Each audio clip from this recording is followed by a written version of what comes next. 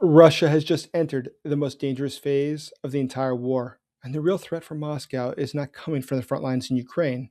Rather, it's happening inside the rooms in Moscow where the decisions are made. The Kremlin is facing incredible pressure because for an authoritarian regime, the biggest danger isn't in making a mistake. Rather, it's not having the people necessary to tell you that you are making the mistake. And when a system does that to itself, it cuts its internal brakes. It stops correcting. It starts accelerating into the crash. And Vladimir Putin has just fired the last man with the weight to hit the brakes. Sergei Ivanov wasn't just an advisor. He was a peer of Putin's. He was a founding member of the St. Petersburg KGB circle. He knew Putin for decades before they came to power. Sergei Ivanov was one of the only people left who could speak the truth to the Russian dictator. But this month, that final check on power was removed, and this purge moved in two calculated steps. Just earlier this month, we saw Ivanov pushed out of his roles in transportation and ecology. But then on February 16th, Putin officially removed Sergei Ivanov from the Security Council. And this is the total collapse of the Kremlin's feedback loop. The Security Council is the regime's brain. It coordinates the military, spies, and all security for the state. By removing Sergei Ivanov, Vladimir Putin has turned that room into an echo chamber. Sergei Ivanov represented the pragmatic old guard, those who understood the limits of Putin and of Russia, and who could talk about it openly. But there's something else that this does as well. Without Ivanov, the balance between the rival factions has been permanently broken, and that balance was the only thing preventing the house of cards from tumbling down. Strategic decisions have become now very unpredictable, and it's become far more dangerous. With the brakes removed, there is no mechanism to stop a fatal miscalculation. The Kremlin is at full speed, with nobody left to pull Putin back as Russia heads for the abyss. My name is Dr. Jason Smart. I'm a Kiev Post special correspondent and national security advisor.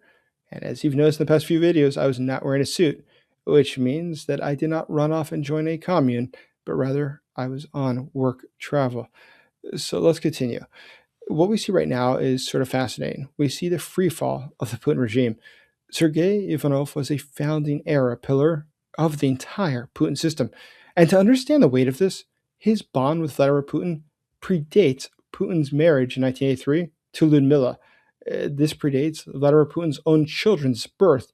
Maria, or known as Masha, was born in 1985. Katerina, who goes by Katya, was born in 1986. So he knew Ivanov for a decade before his second daughter was born. So to purge a man with this history sends a shockwave through the entire system. The elites cannot believe it. But Sergei Ivanov himself had been a significant player in the game. He had been the Minister of Defense. He had been the chief of the presidential administration. These roles sit at the junction of security and war planning. Ivanov was a pragmatic security insider who counted limits and he understood how to use resources. But removing a peer like this signals that loyalty no longer matters for Putin. This follows a pattern, though, that we saw begin last year. Nikolai Patrushev was from the same group. He was also from the St. Petersburg KGB group. But despite the fact that he had been so important, he had had senior positions, he was downgraded to overseeing government shipbuilding. Clearly a humiliation. Now, both Nikolai Patrushev and Sergei Ivanov were part of the old guard, and now we can safely say that old guard era is firmly over. But this shift puts the entire Russian state on edge. Different parts of the system are now at odds, and there's no one left to arbitrate between them. And while the world watches Ukraine, they are missing the tectonic shift inside of Moscow. Ukraine today, incredibly, is being coerced in negotiations with no one bothering to mention that it's Moscow today that's losing. And Moscow today is becoming highly destabilized. But you can help get the truth to more people. Please like this video, subscribe to this channel, share this on social media, and leave your comments below. And if you have YouTube hypes, please hype this video.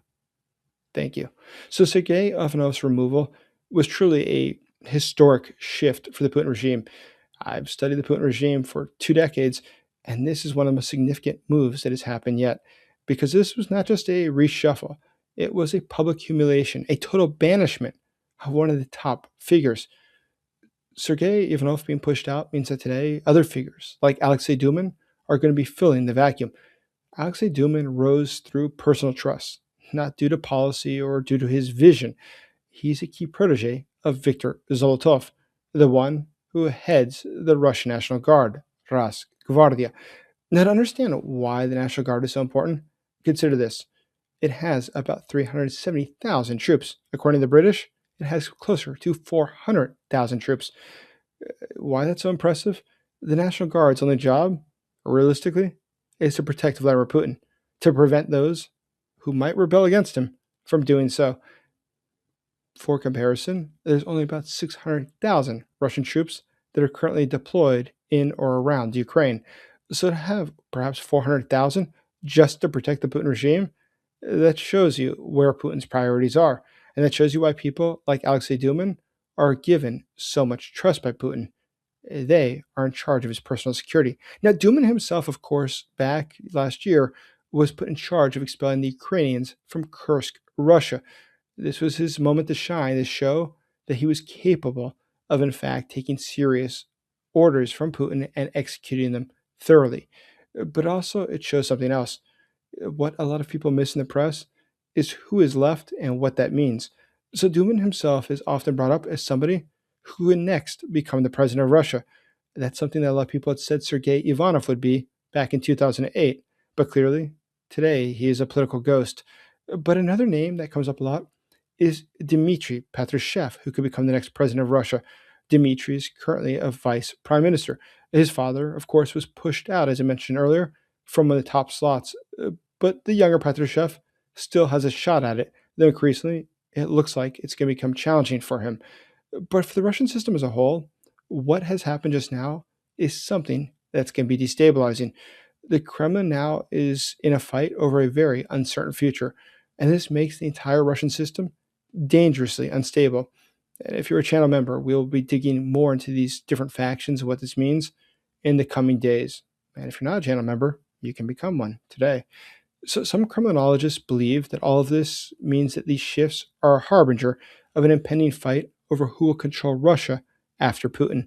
But others point out this could signal that Putin is ready to take dramatic actions, perhaps attacking a NATO country or something as radical as that, just because he thinks it will somehow change how the world perceives Russia, and they put more pressure on Ukraine to give up. And that people such as Patrushev or Ivanov realize that would be a very bad idea. But Putin's no longer interested in those ideas. He's interested in the radicals who will agree with whatever he says. He's interested in those who are going to be yes men. But today, Vladimir Putin's got another problem on his hands. That today in Russia, all of this is happening at the same time that Ukraine is dismantling the war economy that pays both for the war and for loyalty and for time. Oil is the cash engine, and cash is what holds the entire Kremlin system together. Ivanov's removal happens in the same window where that cash engine is taking hits and facing bottlenecks. In the past 3 days, we've seen Ukrainian drones strike the Velikiye oil depot in the Pskov region, and that was despite their anti-drone netting. A day and a half before that, we saw Ukrainian drones strike the Tamanneftegaz oil facility in Krasnodar region. But then Russia's also got not just the Ukrainians against it, but Mother Nature.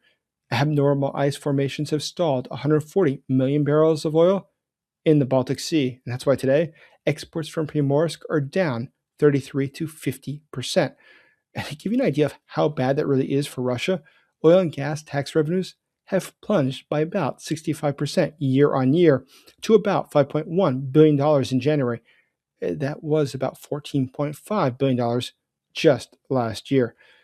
But today, the clan competition in Moscow, as all of this is happening, is only getting tighter. It's only going to get more complicated as the money runs thin. And it's only going to get more complicated as Russia's ability to produce weapons continues to collapse. Increasingly inside of Ukraine, we see that missile attacks are done with missiles that were produced only a day or two before the attack. That means that Russia doesn't have a large stockpile anymore. But more than that, Ukraine is carrying out attacks on things like the Metafrax chemical plant in Perm region. That was a single source facility for the chemicals that Russia needs to make high explosives.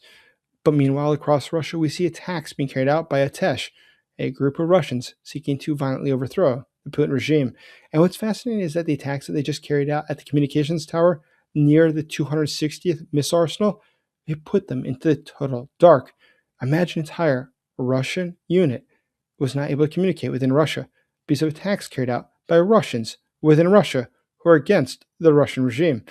But more than that, there's attacks that have been carried out at places like the Cheboksary manufacturing facility that made missile and drone components. Russia today is feeling pressure across all fronts: fuel, components, communications, and aviation. Strikes are reaching deep and forcing Russia to defend every inch and all at once. But damage to parts and coordination slows operations even when the hardware can exist. The system starts to choke on its own scale.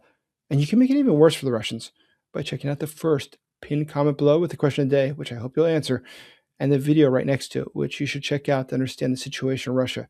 But right below that, you'll see how we are now collecting for donations to help the Ukrainians to win. All donations right now are being matched by a generous donor. Thank you.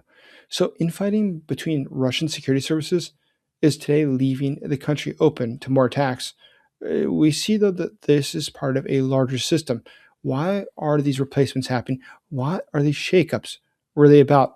Now, we can see who's left, and we can easily guess that some of them have presidential ambitions. They're trying to figure out who will come after Putin.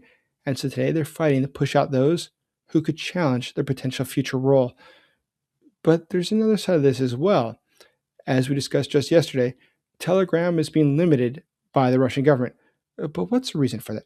Why today is it that we see that the Russian government doesn't have Telegram? Is this because really they want to censor everybody? Or is it because they simply want to make sure that the Russian troops don't have the means to communicate to rise up against the Putin regime? Or is it another factor? Look at what is going to replace Telegram. It's called Max, which we've discussed many times. But what many people do not know about Max is that it's controlled by VKontakte. But there's something important about this. Putin's own family, it is very much so the owner of Max. Mikhail Shalomov is Putin's cousin's son. So is this really about security that everybody's forced to use Max? Or is this about steering millions of dollars into a platform that's run by the Putin family network? Today we see that this situation in Russia has become more complicated as Vladimir Putin's incredible ambition to steal as much money from his country as possible only gets more advanced. But Putin's has a lot of problems, and it's not just because money's running out. It's that their ability to produce more weapons in the future is quite literally being destroyed. But another reason that the Russians worry is look where the USS Abraham Lincoln and the USS Gerald Ford are today. They're deployed to the Middle East. Now, if the US were to carry out attacks on Iran, that matters for Russia. Iran remains a primary provider of drones and missile hardware used in Russian strikes on Ukraine. But this is why today Putin is making decisions that a lot of people inside of Russia can't really understand. If you realize that Russia is short on cash, Russia is short on the ability to produce more weapons, Russia is running out of stockpiles, why continue this war? Well, that's exactly why these changes in the Kremlin matter so much. Ivanov's fall, it really does just tie this all together because the purges, the attrition, the clampdown, the escalations are all things that Ivanov would have advised Putin to be realistic about. To do was going to be strategically best in the long term. But today, there's nobody left to tell Putin what's really going on. There is now a bubble he has created that disinforms him by his own design. Ukraine is hitting fuel, exports, and explosive factories deep inside of Russia. But who will tell Putin that today? Who will tell Putin that the war is not going so well? With fewer internal breaks, bad decisions are just going to move faster. And today, this is happening as Russia, which has had over 1,200,000 casualties since 2022, continues to try to chase down bodies anywhere it can find them. Meanwhile, recruitment to join the military is down another 6%. So all these different factors in isolation, they are certainly bad signs. But when combined, they're no longer just symbolic. They're instead ushering in the end of the Putin regime. Check out this video to see why. As always, thank you for supporting Ukraine.